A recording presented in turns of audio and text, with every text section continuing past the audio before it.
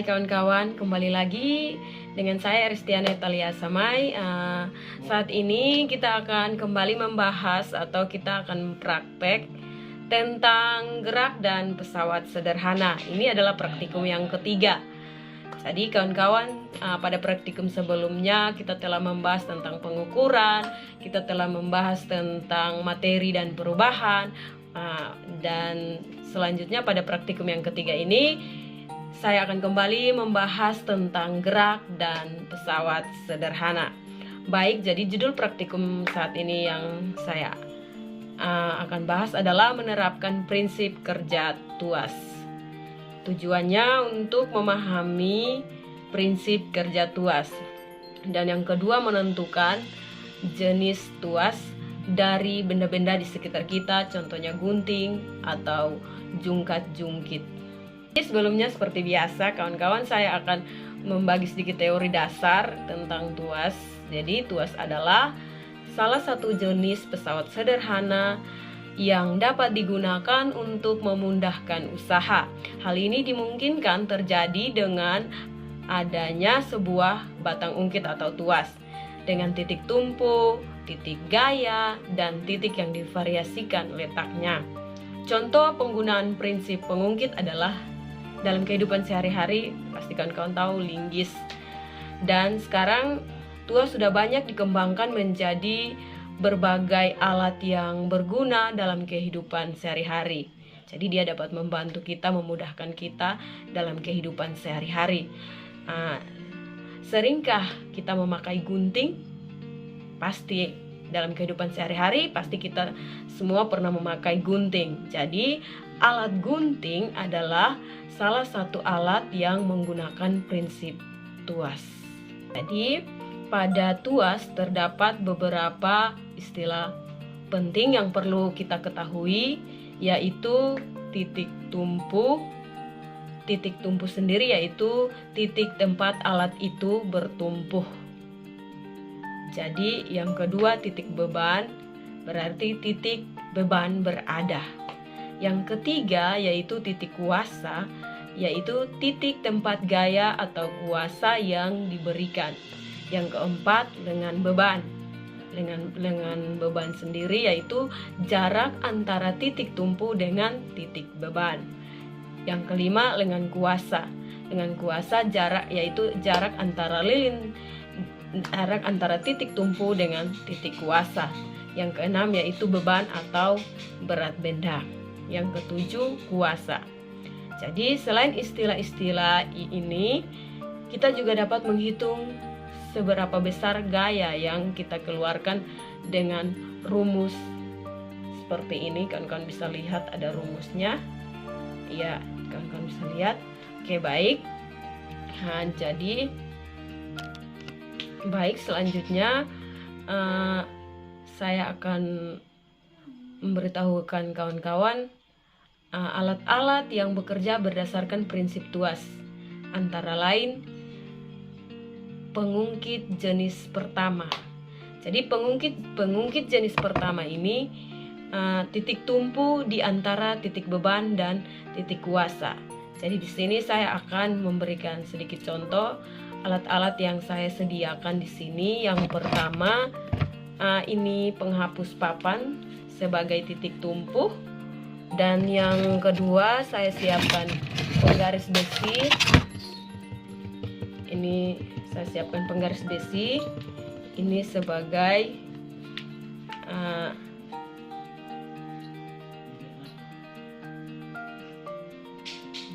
jadi ini sebagai jungkat-jungkitnya. Yang berikut, gunting sebagai beban dan kertas sebagai beban juga. Baik, jadi pada pengungkit jenis pertama ini, posisi ini penghapus sebagai titik tumpu, kawan-kawan bisa lihat, dan ini sebagai jungkit-jangkitnya. Kita letakkan di sini. Kita harus berusaha sehingga sama beratnya atau sama Jadi supaya dapat seimbang. Nah, jadi yang pertama di sini titik tumpu di antara titik beban dan titik kuasa. Titik tumpu di antara ini titik beban. Kawan-kawan, minta maaf karena misternya agak panjang. Jadi ini titik bebannya di sini, titik tumpunya di sini, dan ini adalah titik kuasanya. Jadi itu pengungkit jenis pertama. Jadi kawan-kawan sudah bisa tahu, pengungkit jenis pertama itu titik tumpu di antara titik beban. Jadi ini contohnya beban gunting ditaruh di sini. Ini titik bebannya dan titik kuasanya di sini. Kawan-kawan bisa lihat ini titik kuasa. Baik. Jadi itu sekedar contoh untuk pengungkit jenis pertama. Baik, selanjutnya pengungkit jenis kedua itu titik beban di antara titik tumpu dan titik kuasa. Kawan-kawan bisa menyaksikan dalam kehidupan kita sehari-hari, itu gerobak beroda satu yang biasa digunakan untuk pengerjaan proyek. Jadi gerobak beroda satu ini dia termasuk dalam pengungkit jenis kedua karena titik bebannya di antara titik tumpu dan titik kuasa. Yang berikut pengungkit jenis ketiga. Jadi pengungkit jenis ketiga ini juga dapat kita temukan dalam kehidupan kita sehari-hari, contohnya sekop. Jadi pengungkit jenis ketiga sekop ini titik kuasa di antara titik tumpu dan titik beban. Misalnya sekop ini kawan-kawan bisa praktekkan dalam kehidupan sehari-hari. Kawan-kawan bisa lihat. Di sini saya hanya menjelaskan tadi hanya yang bagian pertama pengungkit jenis pertama saja. Yang lain kawan-kawan bisa mempelajarinya sendiri dalam kehidupan sehari-hari atau melihat secara langsung, pengamatan secara langsung, yaitu contohnya sekop dan gerobak beroda satu. Jadi sekop sendiri titik kuasa di antara titik tumpu dan titik beban. Baik, selanjutnya dari beberapa penjelasan tadi di atas, mungkin kawan-kawan sudah ada sedikit bayangan tentang pesawat sederhana. Cara kerja tuas itu kawan-kawan sudah bisa memahaminya. Pada kesempatan ini juga saya akan melakukan percobaan atau praktek tentang pesawat sederhana ini. Yang pertama, saya akan menyediakan alat dan bahan. Baik, alat dan bahan yang pertama kita siapkan gunting, kawan-kawan. Kita siapkan yang pertama itu gunting. Yang kedua kita siapkan kertas. Yang ketiga kita siapkan batu. Dan yang keempat kita siapkan penggaris. Yang berikut kita siapkan penghapus sebagai titik tumpu. Yang pertama kita akan praktekkan prinsip kerja tuas pada gunting. Jadi di sini saya telah siapkan gunting bersama kertas. Kawan-kawan bisa perhatikan. Di sini saya akan menggunting kertas. Perhatikan posisi gunting pada langkah kerja kedua. Jadi ini langkah kerja pertama, kawan-kawan bisa lihat. Ini langkah kerja pertama. Langkah kerja kedua, kita akan menggunting kertas ini. Kawan-kawan bisa perhatikan. Jadi ini adalah posisi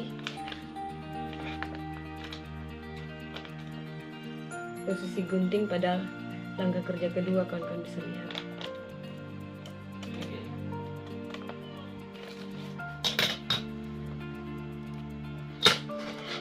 Jadi nanti sebentar saya akan membuat kesimpulan dari kerja gunting ini, pada angka kerja kedua ini. Selanjutnya kita masuk pada praktikum yang kedua, prinsip kerja tuas pada jungkat jungkit. Pertama, siapkan alat dan bahan yang diperlukan. Ya, ini saya sudah siapkan penghapus sebagai titik tumpu, dan ini mistar sebagai jungkit jangkit, dan ini gunting sebagai beban.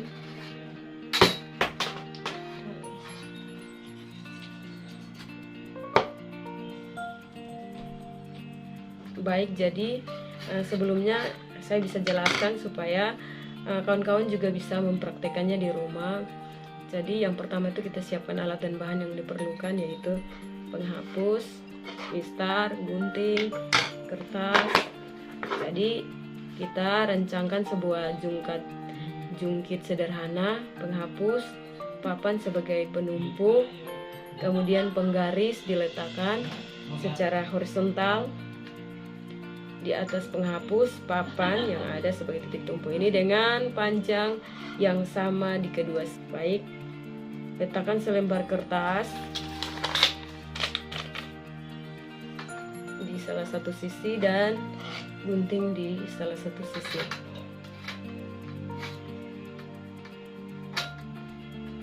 Kemudian ambil kertas dan gantikan dengan batu. Jadi kita ambil kertas, kita gantikan dengan batu. Jadi kawan-kawan bisa lihat ini batu dengan gunting ini sebagai beban. Jadi kita lihat ternyata batu lebih berat, berarti batu sebagai titik beban. Batu sebagai titik beban dan gunting sementara ada di titik kuasa.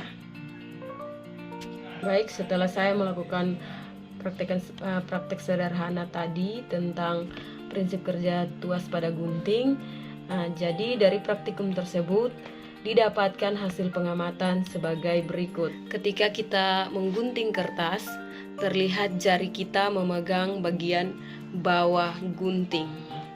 Kalian bisa lihat jari kita memegang bagian bawah gunting, dan kertas yang digunting itu berada di posisi ujung atas pada gunting. Kertas di sini berperan sebagai beban dan tengah gunting sebagai titik tumpu, sedangkan tangan kita yang memegang ujung bawah gunting adalah kuasa. Jadi kawan-kawan bisa lihat. Jadi kertas di sini berperan sebagai beban dan tengah gunting ini sebagai titik tumpu, sedangkan tangan kita yang memegang ujung bawah gunting adalah kuasa. Kawan-kawan mungkin bisa mengerti apa yang saya jelaskan. Baik, dengan demikian maka jika kita lihat pada gunting, titik tumpunya berada di antara beban dan kuasa. Jadi gunting termasuk salah satu contoh alat yang menerapkan prinsip tuas golongan pertama. Baik, yang kedua, prinsip kerja tuas pada jungkat jungkit. Kita tadi sudah merancang sebuah jungkat jungkit sederhana. Minta maaf mungkin tidak terlalu kelihatan. Yang kedua, kita meletakkan kertas di salah satu sisi.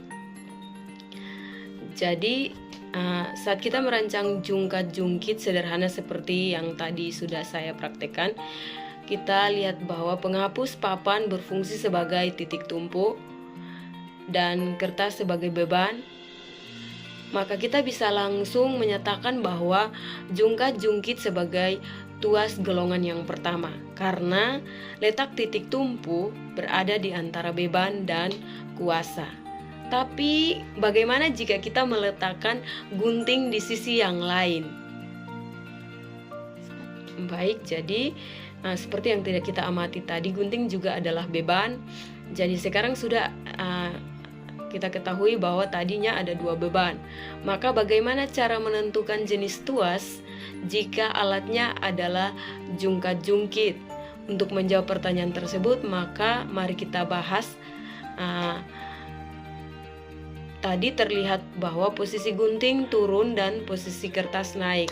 Artinya bahwa di pihak gunting terletak titik beban dan di pihak kertas terletak titik kuasa. Di tengah jungkat-jungkit tersebut ada penopang. Itulah yang dinamakan titik tumpu.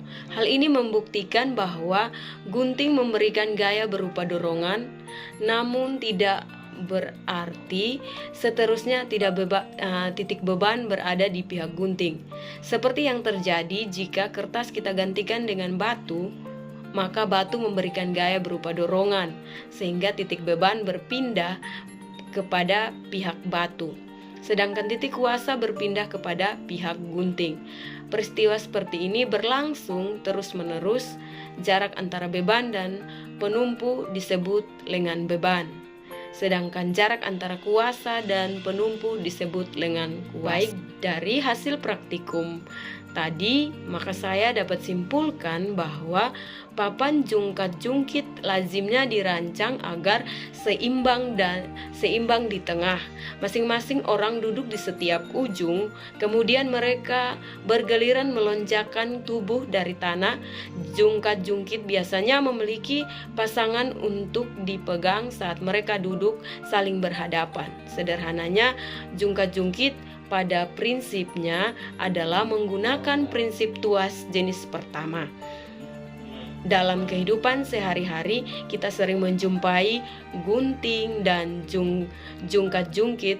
Kedua alat tersebut sama-sama merupakan tuas golongan pertama.